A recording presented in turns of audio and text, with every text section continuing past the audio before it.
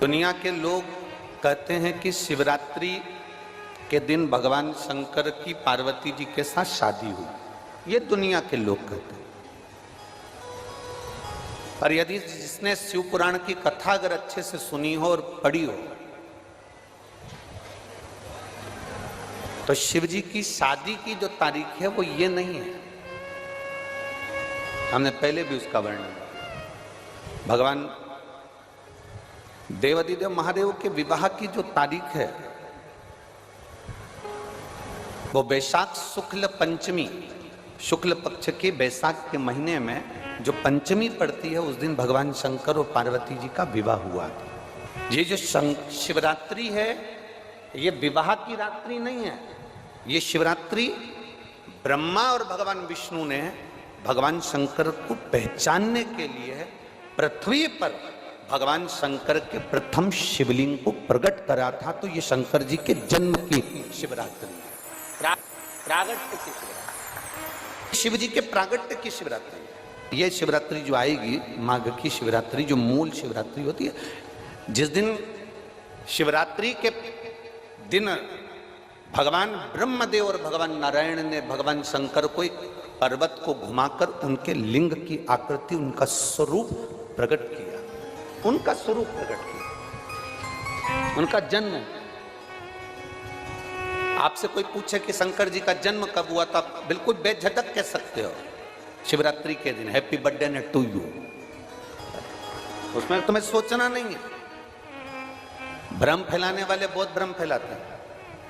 आपसे कोई पूछे तारा बाबा जी का जन्म कब हुआ तो आप कह सकते हो शिवरात्रि के दिन हुआ। और आज इस व्यासपीठ से एक बात और कहना चाहेंगे, जिसको अपने जन्म की तारीख ना मालूम हो, जिसको अपने जन्मदिन ना मालूम हो, वो आप नियम बना लो कि आपका जन्मदिन भी शिवरात्रि के दिन ही हुआ है, पक्का। जब परब्रह्म परमेश्वर स्वयं देवाधिदेव महादेव शिवरात्रि के दिन प्रकट हो जाता है, उसका शिवलिंग, उसकी आकृति प्रकट हो जाती है। और ब्रह्मा जी ऊपर जाकर मालूम करते हैं, आकाश में बढ़ते जाते हैं तो भी उनको शंकर भगवान के शिवलिंग का छोर नहीं मिलता।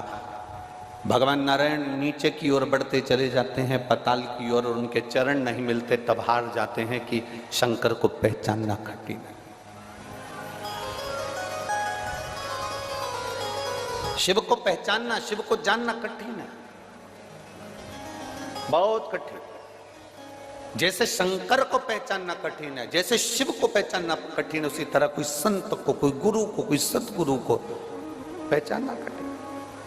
शिवरात्रि के दिन जो बड़ी शिवरात्रि होती है,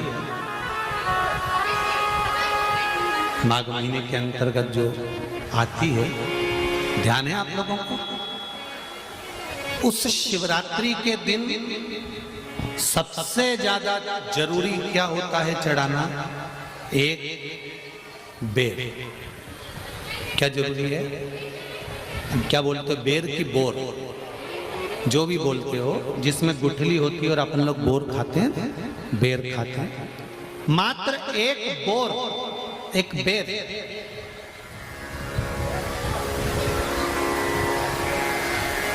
महाशिवरात्रि के दिन समर्पित किया जाता है। क्यों करते हैं? कि घर में जितने सदस्य रह रहे हैं उतने सदस्य को जिंदगी में कभी कोई ऐसी बीमारी ना हो और हमारे घर में रहने वाले सदस्य की अकाल मौत ना हो। उसके लिए मात्र एक बेलपत्र की जगह एक बेर भी समर्पित कर देते हैं तो अकाल मृत्यु टल जाती है, अकाल मौत टल जाती है।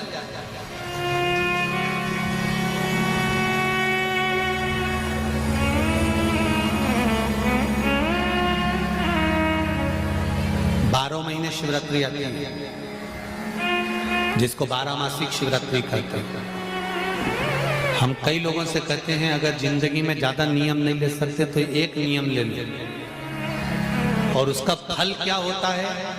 ये मात्र 3 महीने की शिवरात्रि कर देते हैं, केवल 3 महीने की शिवरात्रि, ज्यादा कुछ नहीं कर सकते। हर महीने शिवरात्रि आती है। प्रत्येक शिवरात्रि के दिन 3 जगह पर दिया लगाना प्रारंभ कर दो। पहला, बेलपत्री के वृक्ष के नीचे। दूसरा, शंकर भगवान के मंदिर पर। तीसरा, आंवले के वृक्ष के नीचे। केवल ये 3 जगह पर दिया लगाना चालू कर दो। कौन से दिन? हर महीने की जो शिवरात्रि आती है, मासिक शिवरात्रि जो आती है, आप 12 महीने का नियम बनाओ कि मैं 12 महीने की शिवरात्रि का व्रत करूं ना करूं। मैं शंकर के मंदिर में 12 महीने जो शिवरात्रि आती है उस शिवरात्रि का नियम लेती हूं कि शिवरात्रि के दिन में दिया लगाने 3 जगह पर जाऊंगी। पहला, बोलते जाओ जम के, बेलपत्री के नीचे। दूसरा, शंकर भगवान के मंदिर में या शिव मंदिर की चौखट पर। तीसरा, आंवले के वृक्ष के नीचे। ये 3 जगह पर आप प्रणाम कर कर, झोली पसार कर बाबा देवाधिदेव महादेव, माता लक्ष्मी और पार्वती के नाम से दिया लगाना प्रारंभ कर दीजिए। 3 महीने की शिवरात्रि पूरी हो, ये निश्चित है अगला पत्र आपका इस जगह पर मिलेगा कि बाबा ने मेरा ये कार्य किया। शंकर जी को शिवरात्रि पे क्या चढ़ाया जाता है? बेर। कितने बेर चढ़ाते हैं? शंकर जी को शिवरात्रि पर कितने बेर चढ़ते हैं? हर शिवरात्रि का एक। 12 महीने में कितनी शिवरात्रि आती हैं? 12 बेर शिव जी को समर्पित होते हैं शिवरात्रि के दिन। काय के लिए चढ़ाए जाते हैं? एक एक बेर का क्रम है। पहला बेर शंकर जी को जब चढ़ाते हैं तो वो वंश की वृद्धि करता है। दूसरे नंबर का बेर जब चढ़ाते हैं वो संपदा प्रदान करता है। तीसरे नंबर का बेर चढ़ाते हैं वो बच्चों को बुद्धि प्रदान करता है। चौथे नंबर का बेर जब शिव जी को समर्पित करा जाता है शिवरात्रि के दिन, वो घर में से रोग धोक बीमारी को हटाता है। 5वें नंबर का जो बेर शिव जी को समर्पित करा जाता है वो हमको रोगों से मुक्त करता है। 6ठे नंबर का बेर अटके हुए काम को बनाता है। 7वें नंबर का बेर हमारे कोई कार्य नहीं हो रहे उन कार्यों को सफलता की ओर ले जाता है। 8वें नंबर का बेर हमारे घर में कुछ खुशियां लेकर आता है। 9वें नंबर का बेर हमारे घर में वैभव को प्रदान करता है। 10वें नंबर का बेर हमारे घर में संपदा देता है। 11वें नंबर का बेर व्यक्ति को एकादशी के फल के बराबर पुण्य प्रदान करता है। और 12वें नंबर का बेर व्यक्ति के जीवन को सौभाग्यमय बनाता है, नारी को अखंड सौभाग्य प्रदान करता है। 12 महीने शिवरात्रि आती है। हर महीने का एक बेर, एक शिवरात्रि का एक बेर भगवान शंकर को 12 महीने का इकट्ठा कर कर एक मूल शिवरात्रि के दिन शिव को समर्पित करना चाहिए। जीवों को अखंड सुख की अनुभूति होती है। अखंड सुख। अपने मन की अभिलाषा रखकर तुम्हें जो चाहिए, एक काली मिर्ची और तिल्ली के, काली तिल्ली के 7 दाने। एक काली मिर्ची और तिल्ली के, काली तिल्ली के कितने दाने? 7 दाने हथेली में रखकर अपनी कामना कर कर मन से अपने मन के बात को कहकर शंकर भगवान के शिवलिंग पर चढ़ा दीजिए। आपकी मनोकामना, कहते हैं हर महीने शिवरात्रि आती है, इस शिवरात्रि पर, मुख्य शिवरात्रि पर चढ़ाओगे, अगले महीने की जब शिवरात्रि आएगी तो आपकी मनोकामना पूरी हो जाएगी। एक काली मिर्ची और 7 काली तिल्ली के दाने, मात्र 7। महाराज, जिसके घर में क्लेश रहता हो, बहुत ज्यादा लड़ाई झगड़े हो रहे हैं, सास बहू के झगड़े, ना बहू कुछ सुनने को तैयार ना सास सुनने को तैयार, और घर में बेचारे पुरुषों की आफत, यहाँ भाई भाई झगड़ रहे हो, सास बहुएं झगड़ रही हो, कुछ मत करिए। गेहूं की बाली को तोड़ो।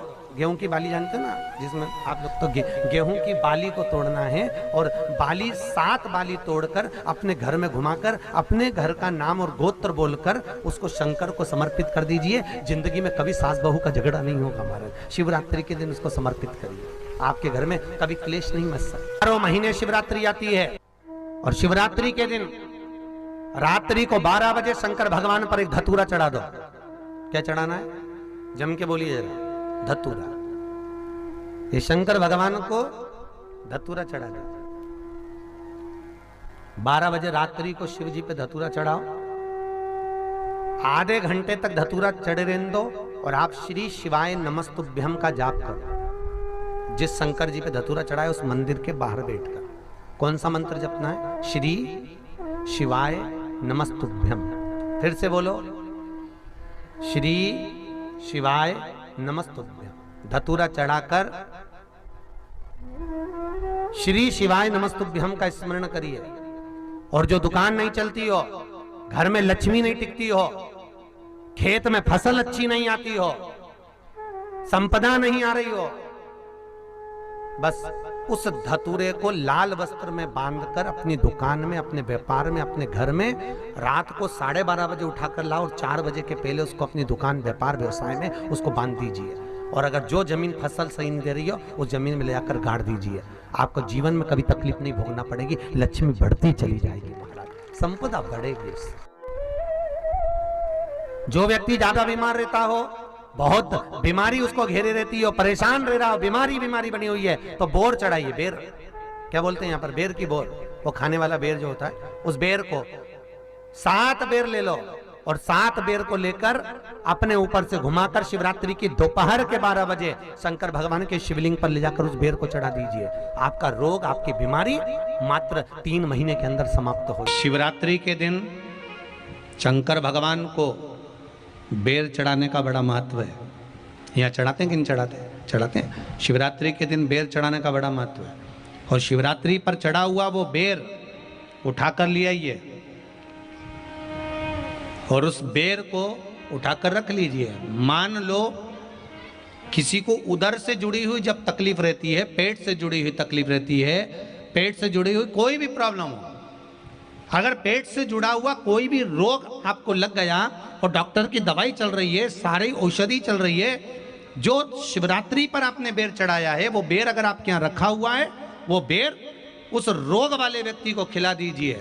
आधे घंटे के अंदर पेट का दर्द, पेट की तकलीफ, पेट का कैसा भी रोग होगा, एकदम आराम लग जाएगा। उस बेर में इतना दम, इतना प्रबलता आ जाती है। शंकर को जो शिवरात्रि के दिन बेर चढ़ाया जाता है।